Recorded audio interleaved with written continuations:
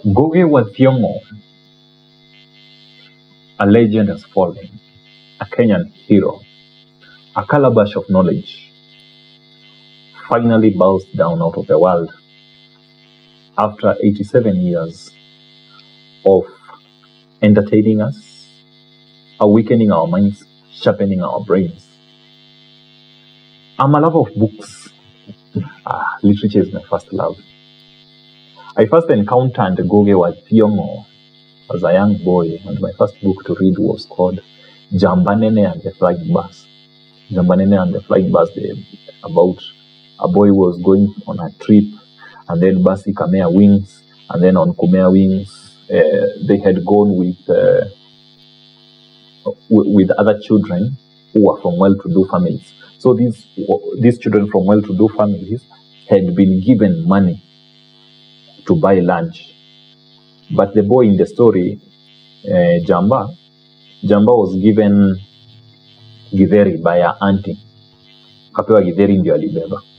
So the bus flew into a forest, and the kids could not use the money that they had been given for pocket money.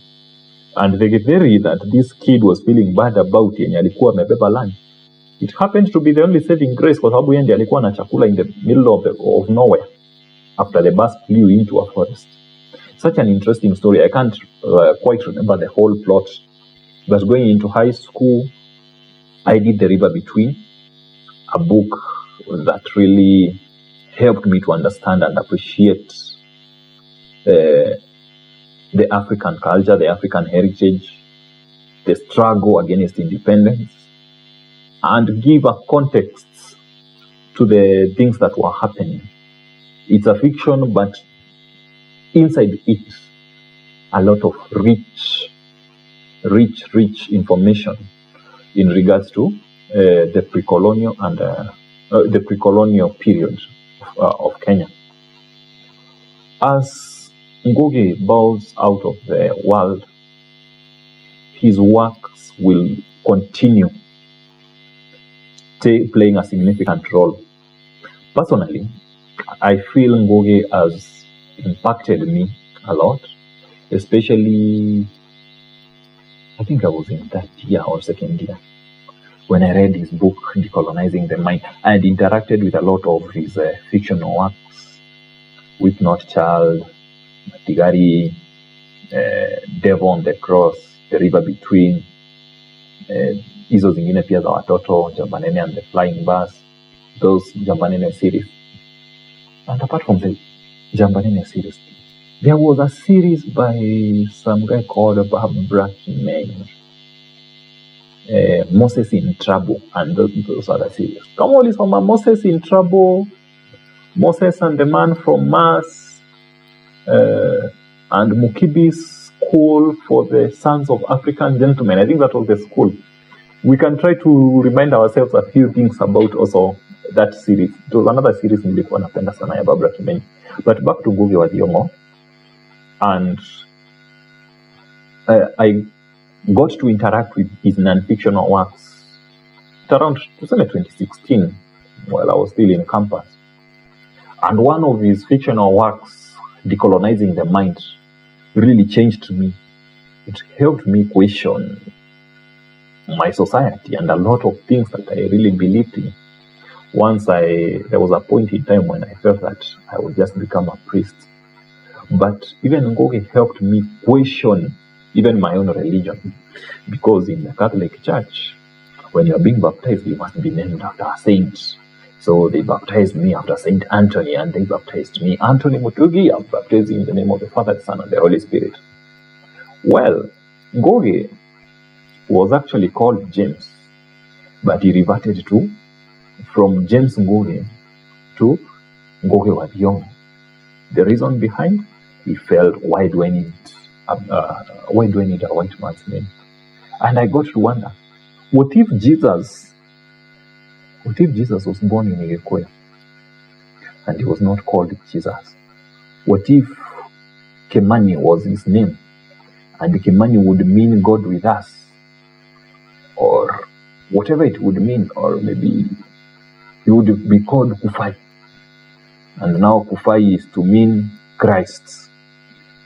Then he would have disciples.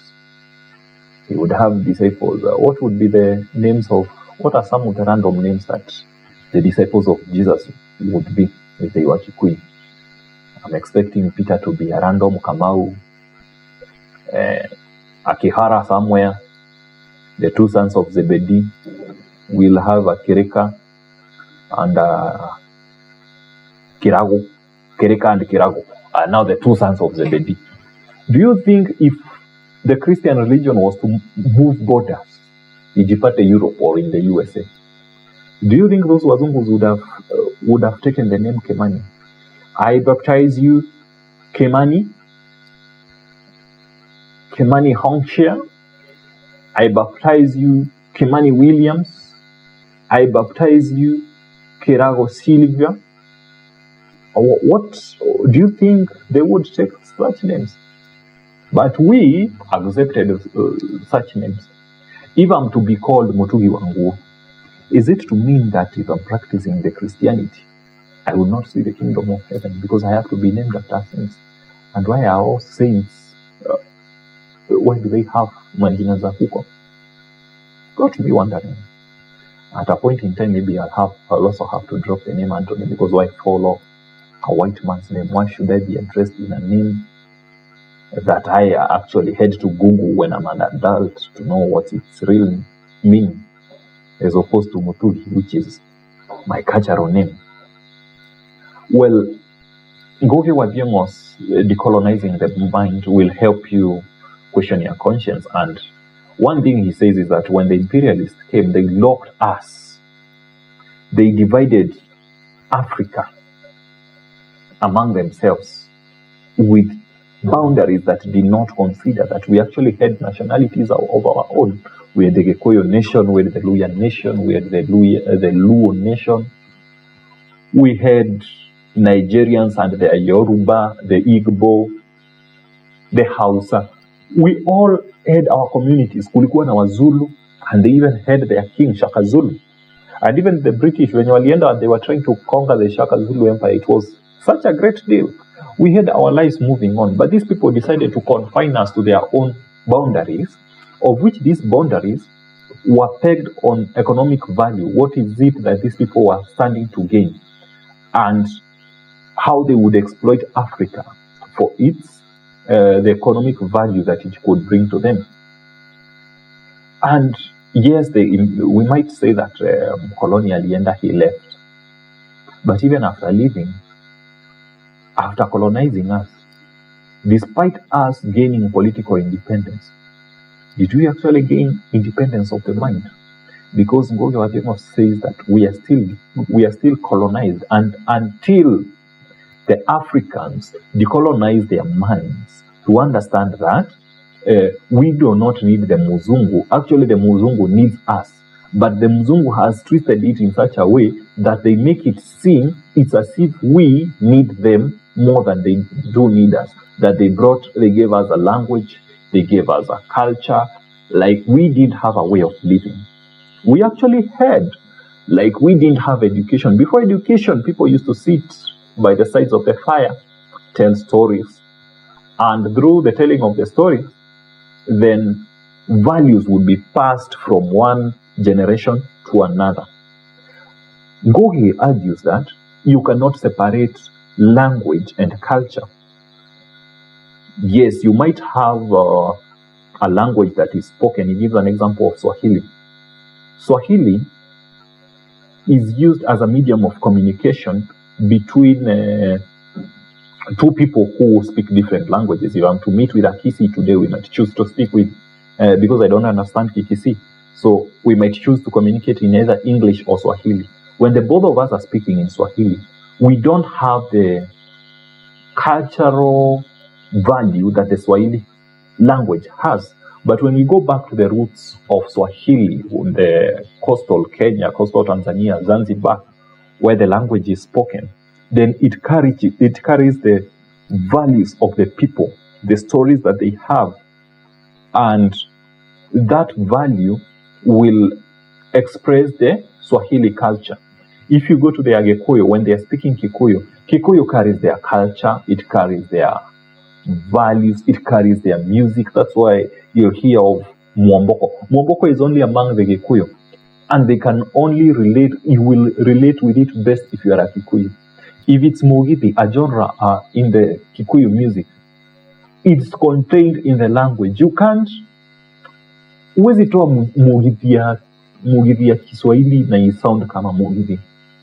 It will still be missing that part. But if you are to play chakacha, if you are to play taarab in Swahili, then the cultural value of music will be emboldened in the language. Ngugi wa Thiong'o argues that Muzungu brought to us a language, a foreign language, and with that foreign language, he totally ignored the black man's culture. He ignored the values that we had, and we were taught to think in a certain way. We were taught a different language. When you go to school, you are not taught in your local language. You are not taught in Kikamba. You are taught in a foreign language. And so the first step of knowledge is acquiring language. You first acquire the white man's language, then from that language you will be taught, it will be the mode of instruction for all these things that you will learn in your school life. All these things that you will learn are being taught in the white man's language. You forget your language that you were taught or you learned naturally, and you are always behind. Let's look at China. Watoto wakienda class, do they start learning the Chinese language just like we start teaching the English language in Africa? The English themselves, this is their first language. So mtoto mzungu akienda pale haendi kufunzwa ati tichani mwari hii moche ya negative. That's not what they are going to learn. They already know that, so they are going to acquire a different type of knowledge. But see where we start, just because of language barrier. Apart from that, he believes that the white man stole from Africa. In 1962, there was a conference on not African writers, they actually said, yes, African writers who wrote in English. So the issue was not actually writers from Africa, but writers who used English as their medium of communication. So the likes of Ngugi, Chinua Achebe, Woye Soyinka were there in that conference at Makerere. As they were attending this conference, there were other writers who were forgotten. Shaban bin Robert, forgotten.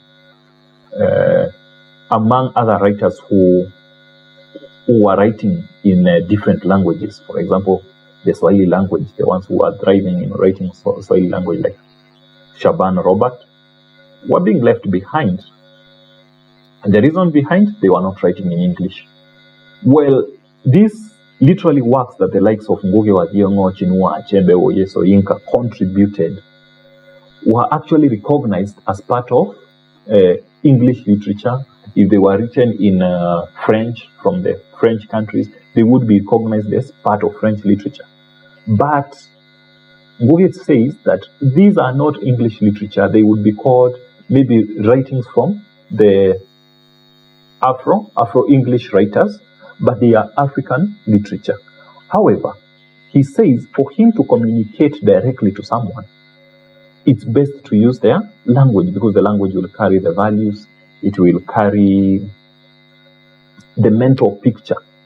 If you had something like Imo, the kind of mental picture that you created of this ogre, or whatever it is, let's call it an ogre or a giant. Whatever mental picture that this child created will resonate best with them than when you tell them maybe a giant or an ogre, because they are trying to find the equivalent. And every time you translate, there's always a loss in meaning. And we have been put in such a bad position that even after colonialism, English stood as a measure of intelligence. How well you speak the Queen's language, how fluent you are in English, even to date, might determine how people think how people think of how smart you are. But actually, how fluent you are with a foreign language does not necessarily mean that it does not necessarily equate to how knowledgeable you are or how smart you are. There are people who tulikuwa tunasoma na wao. This guy is not good at English, nor is he good at Swahili, good at chemistry, good at understanding these other things. But you feel if this person was understanding this thing in Kikamba, it would be much easier for them. If he was being taught this thing in Swahili, it would be much easier for them. And you can imagine the kind of brains that we've lost to language barrier. So many mechanics would have become engineers. Lakini ni kwa sababu huyu mtu wa kuelezewa kitu na Kijaluo. He is the best mechanic. Ogorogona hakuna mechanic ingine kama Otis. Hakuna, tunaweza pata. Otis alifika class 8. But because mechanical concepts were being explained in English, or they are put in English na hatujaiweka Kijaluo, we could not get the best out of this guy. Actually, Ngugi wa Thiong'o says that there was a student who he felt was better than him, but because he had the language, he was better in the language, English language, he actually went to further his studies. The other guy could not further his studies, and he ended up becoming a mechanic or something. Gets to wonder, so what is the value of language in a culture? Ngugi wa Thiong'o says that the moment you speak the language of the white man, you lose the culture. The moment you start valuing the language of the white man, you start losing the very essence of the whole being that is relayed in you through your own language, your first language. Ngugi wa Thiong'o, a renowned writer, did not get to learn of his writing talents until he was at an independent school where they were being taught in Gikuyu. Well, he started at a missionary school where the language of instruction was English, then from a missionary school to an independent school. But in the 1950s, when there was a state of emergency, that was I think 1955, 1956, a state of emergency was declared. The independent schools were closed, and they were later put under the colonial rule, this time not to teach in Gikuyu or these other local languages, but the method of instruction to be in English. What ended up becoming of them, they were run by the zile zilikuwa zinaitwa DEB, zilikuwa zinaraniwa na Kanjo. So they became the DEB schools. And he says that it was not until he won an award while at the independent school for writing a Gikuyu essay or composition, that is when he got to learn of his writing skills. And actually much later, from 1986, he reverted back to fully writing in Gikuyu. He would write a lot of text in Gikuyu, and most people felt he was betraying the English. But who was betraying who? His first language is English. But these people, they feel that if he writes a novel in Gikuyu, he's actually betraying them. Who is betraying who? Because ain't he supposed to give back to society? Doesn't he deserve to write back to his society? He says for him to speak to the average person, the peasant in Kikuyu, it would be best to use that language. And as long as these people, the imperialists, continue killing our language, then they will continue dominating us. And actually, look at us right now. Millennials, wale mkono watoto, or even the Gen Zs. How many take pride in seeing that their children are speaking their mother tongue? Mtoto wako anaongea fluent Kikuyu, fluent Luo. Right now ni, hey, Jaden anaenda international school. She can speak anaongeanga tu English peke yake. Zawadi, anaongeanga tu English peke yake, hata hajui Kiswahili. That's not something to be proud of. You should actually allow them to know their language, because from learning their language, they will learn their culture. You cannot separate culture from language. And once they learn their language and are able to get more about their culture, then it's easy for them they are not going to lose their identity. We look at countries that got English as their language, the colonial masters' language.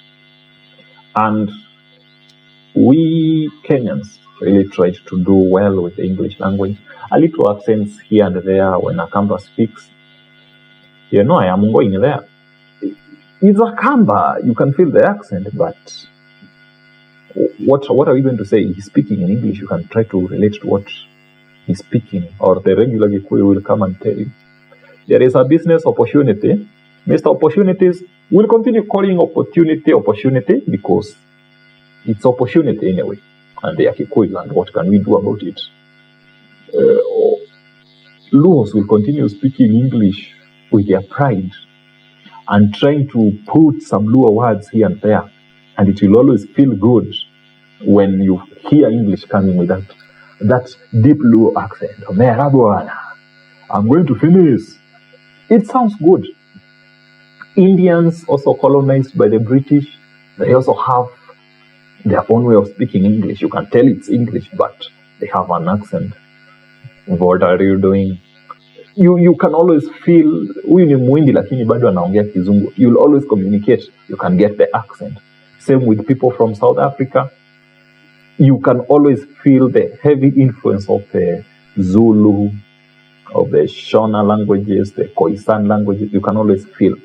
But I feel if there are people who actually did good to the English language, they are Nigerians. English was okay after receiving insults from the random Kikuyu, the random Kamba from Kenya, being spoken with an accent, an heavy accent from the Zulu in South Africa, whichever accent is it, or even the Ugandans who speak their language the way they wish to. We totally understand them and we can totally get to fluently understand what they mean. But when English landed in Nigeria, even English itself did not believe what happened to it. Nigerians took English, changed English to, I would not even call it a pidgin. They decided that from today, this is what this word means. No, we are going to change it. If it's eat food, eat rice, they said no. You go chop rice. I want to chop rice. So chop is to cut in English. But when chop got to Nigeria, it became eat. Chop rice, chop money. I go chop my money. I go come. They could not say I will come, even with an accent. I will call. No, I go call. These are people who will just tell you, no wahala, just to mean no problem. Wahala day, there's a problem here. I dey come, I'll come back. I dey run, I dey go. Whatever happened to English when it got to Nigeria is what needs to happen to English everywhere, because I feel Nigerians ripped English, they ripped it apart and did whatever they could with it and made their own language, a Nigerian pidgin language that you can never get it. Hey, Nigerians, you want to mean that when you say you too much, you're not trying to mean that I'm just way past, or I'm doing something in a way that is just too much. You mean you are too kind. Just change the language. And due to that fact that they changed that language to their pidgin, because I understand that Nigeria has houses of 500 different cultures or languages. And because these people had to speak among themselves, they decided to use English, but they ripped it. They ripped it apart, changed it to their own convenience. And with that, with their own pidgin, they've been able to carry out, they've been able to express their culture better than any other African country to the world. Right now, Nigerian music is topping the charts. Burna Boy sings with his Nigerian pidgin. Ataimba tu na hiyo Nigerian pidgin and people will listen. Davido, name them all the superstars that we can name about Nigeria. In the movie world, Nigerian movies started promoting that pidgin, and look at where they are. They've actually promoted their culture because they decided to speak the language the way they find it to their own convenience. But sisi hapa Kenya, we are here trying to change the spelling, trying to look at the pronunciation, trying to ensure that we speak it according to the Queen's language. We have adapted a culture that is not ours, forgotten our identities, and because we've forgotten our identities, then we don't have something to be proud about, we don't have something to look forward about, we don't understand our culture, we don't understand our language. And after we lost our language, then we also lost it at education. Ngugi was explaining how speaking in English was mandatory and how they used to have these monitors. In Kenya, kama you went to a Kenyan school where, especially group of polling stations, even most of the private schools had that problem. Yeah, you'd get a monitor. If you speak in another language, unapea mwenzako, because you're supposed to speak in English. Well, the person who had the monitor the last would stand in front, then say who gave it to them, and the chain would follow back until the very last person who had it. Then these people would be punished for speaking in their mother tongue. Imagine being punished for speaking your first language, expressing yourself in the language that you know best. You know, when you don't have the right words to express yourself, you will find yourself crying. And even before you cry, you might find yourself speaking in your mother tongue. Because that is the language that you understand the best, that you can express yourself in the best way possible. So these people are punished for not speaking in the white man's language. Then education stops becoming an issue of a learning process, but rather a reward mechanism where you come to know that if you snitch people, you will be rewarded. Then you are producing a type of people who don't think for themselves, but they are out here to work, to understand instructions, because the purpose of learning English language was to understand what they are being told. So you're just creating a workforce that is supposed to understand and not to critically analyze. Because if you wanted people to understand, you would teach them in their local language. Go to one or ask yourself, why is it that the Bible is locally available in all languages, but when it comes to educational materials, we can't translate knowledge to the local language to help children understand it better? And it is easier kufunza mtu na ile language anaelewa vizuri. English is not a measure of intelligence. You can speak good English, but that does not necessarily mean that your IQ or EQ is better than that average Kisii guy who only understands Kisii. Maybe angekuwa anafunzwa na Kisii, angekuwa mbele sana. But language created a very wrong advantage. And Ngugi wa Thiong'o has erased, he asks, have we decolonized our mind? Have we gotten out of that mind that the white man's things or the white man's product, the white man's language is superior to our very own? Because all those years since the colonialists came to Kenya and we started speaking English, then we would expect that the languages would be extinct. But Geko is still being spoken, Kamba is still being spoken, the Luo is being spoken. While the language aspect of it has not moved with much pace as we would have wanted to, it's still not lost its value.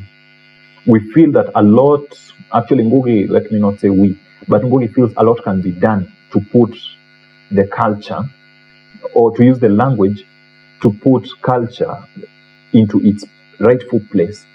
And he actually goes ahead to celebrate the local writers, Dr. Michere Mogo, one of the Kikuyu writers that he celebrated, Shaban Robert, Okot Pabitek, also used to write in the Luo. And given a chance, there are so many writers who can express themselves in their local languages so well that they would be the maybe we would have a Shakespeare, a Lewis Shakespeare, would have a George Shaw, a Charles Dickens from Njikenda. But because they were denied that chance to express themselves in the language they understood the best, then the language, the African language, still misses that valuable part.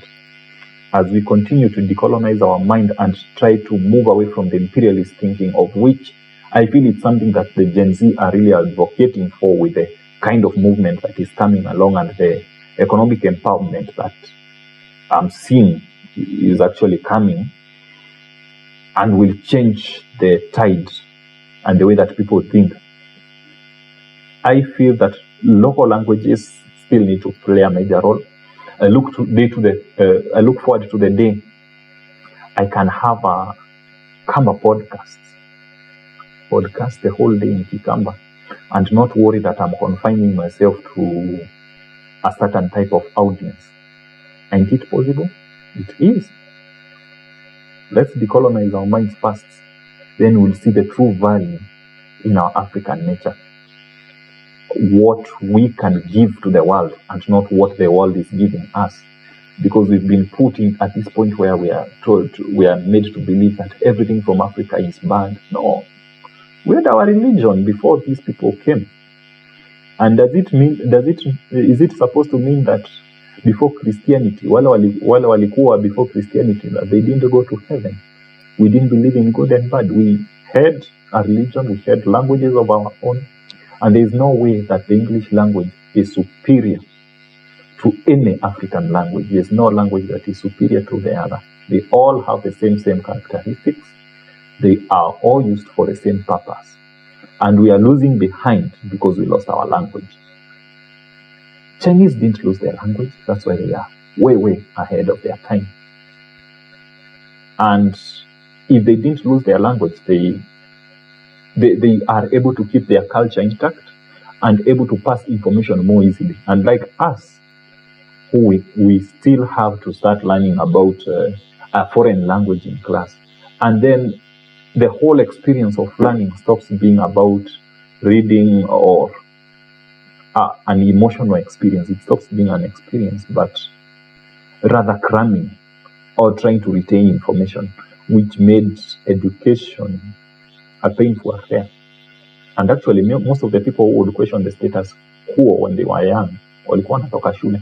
And actually, most of the minds that decided to quit school the early ages, you would find the bright people, because they would feel, why am I wasting my time here learning the things that I'm not supposed to? Because education had lost its value. Can we go back to a point where, as a people, we try to use our local languages as the mode of instruction? Yes, I would really look forward to that. I feel it's possible. Kama wa Chinese wanafunza na Ki-Chinese, why can't we teach engineering in Kikuyu? Why can't medicine be taught in Lulu? Why? And it's possible. If we translated the Bible, what is it that we can't translate and give it to that instruction? And maybe just have one language like Swahili as our international or national language that helps us communicate with other tribes. Because I feel language is the greatest hindrance to education and to helping people achieve their full potential. Sio kila kitu lazima uelezewe na Kizungu. Ukielezewa na Kiswahili nyingine utaelewa. Ukielezewa na language ya kwenu, it will be easier for you to understand. Continue resting in peace, Ngugi. You've really done a lot to help shape the minds of the people. And actually, these Gen Zs and millennials uprising can directly be associated to the people who read books like The River Between. Which other books? Weep Not Child. Guy Kadeda. Guy Kadeda, yes, I Will Marry When I Want. These are books that have helped in the literature. And being a beneficiary of the 844, most of us lie in that period. And then we had books like Kifo Kisimani, Kireka Waberia, Mshtaikimea. These are books that have really helped to shape the thought process that most of the millennials and the Gen Zs have. And that movement can actually be attributed to these people. Is it possible that we also change our language of instruction? We stop teaching in English and teach people in Kikisi. Tufunze watu chemistry na Kikisi, itaingia itaingia tu. I feel we can do better in our own languages than in the white man's language. English is not a measure of intelligence. There are so many people who I know who are smarter than me, but just because I'm more eloquent, people will think that I'm smarter than them. But that's not the case. Kuna mathematician ako pale akona a very deep Kikuyu accent, but he would contribute a lot when it comes to maths than any other average person, just because this other person can speak English well. I really hope and I really look forward to a time when all subjects can be taught in the language or the L1, the first language of a learner, the mother tongue. We would get more value from those people.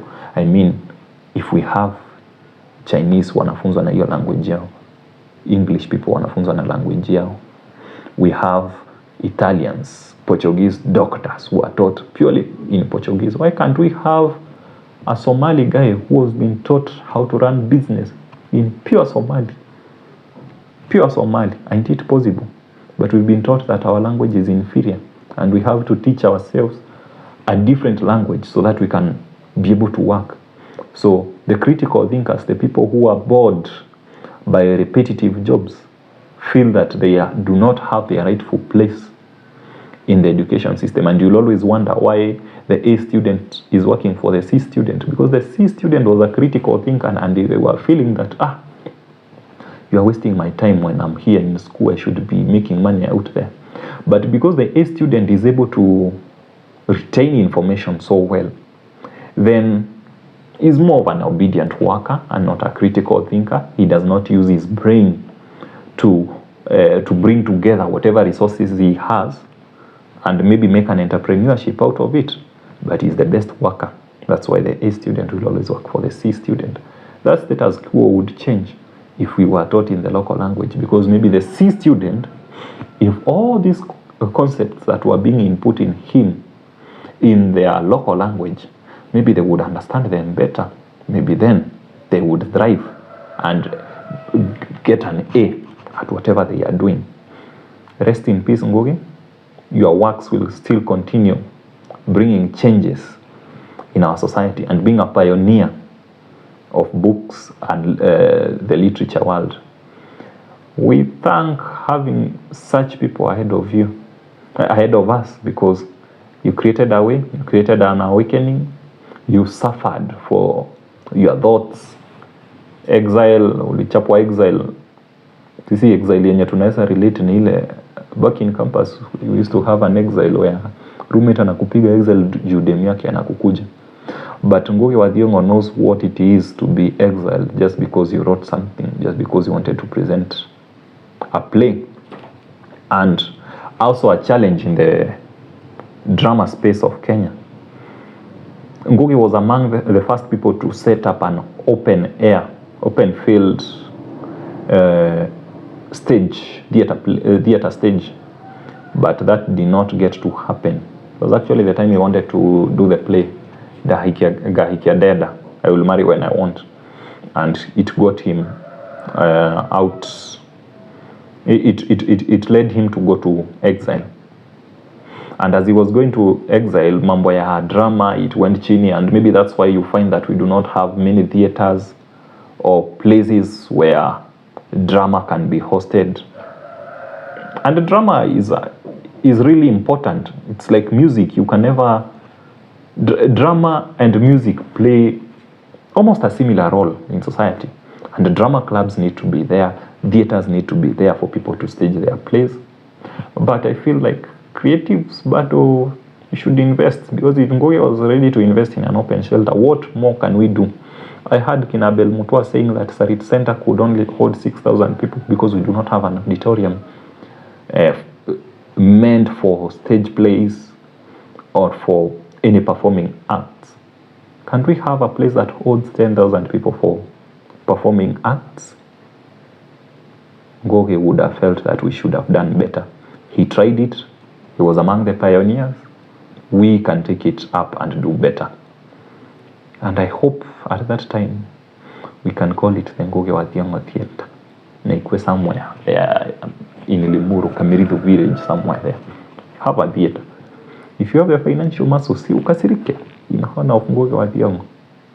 It would really do good to a whole industry, wouldn't it? Rest in peace, Ngugi Maze. Thank you for changing us. The movement that we're witnessing in Kenya, a lot of it can be attributed to people like you who wrote, and through their works, you are able to bring that energy, that consciousness, that awokeness that we are currently witnessing today.